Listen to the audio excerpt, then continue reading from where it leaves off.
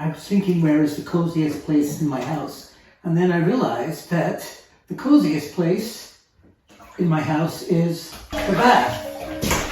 So I'm going to read to you an excerpt from my upcoming essay collection, Imagining,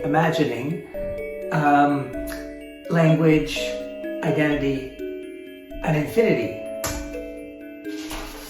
It's very cozy. Actually, I feel a chill.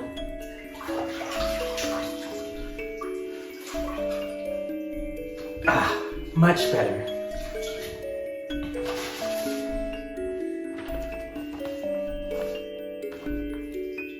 I'm beginning to think of the past, my past, with tenderness. Like it was an old dog. It waddles, its eyes water. It leaks. I remember its leaps, its appetite, how it barked and protected us. The time it got away and worried us. The times it crapped on the floor, on the bed. I'm getting sentimental about even the bad things. At least they were my bad things. I'm lucky that nothing truly tragic or traumatic happened. Just loss, sadness, worry. A slow accumulation of troublesome experiences or knowledge.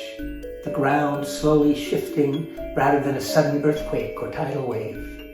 I sense something like an accumulation of debris, sediment, fine sand with occasional sticks, stones, old tin cans, shifting around, forming dunes and undulations. It slows me down, but it is much less sharp than the rocks of which it was formed. I never dated as an adult. My wife Beth and I first began seeing each other when I was 18 and she was 20. We never stopped. Or rather, we got married a few years after we met, and here we are, 40 years later. On one of our first few dates, we went on the rickety old The Flyer roller coaster at the Canadian National Exhibition. It was the 80s and Beth was wearing a floofy sweater. I still had braces. I turned to say something just as the ride began, and I got my braces caught in the elaborate fabric of her shoulder.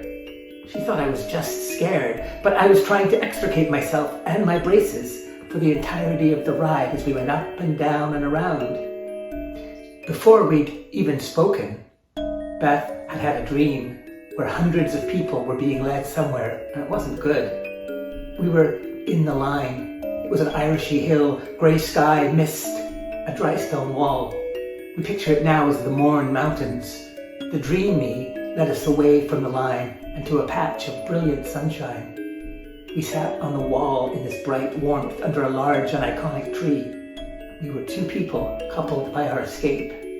A few years ago, when I went to Ireland, I bought her a tree necklace, which now she always wears. So that's an excerpt from my upcoming essay collection, Imagining, Language, Identity, and Infinity, published by Walzak and Wynne. Now I'm just gonna get cozier again. I think it's getting cold, so I think I just a second. Oh yes, much better.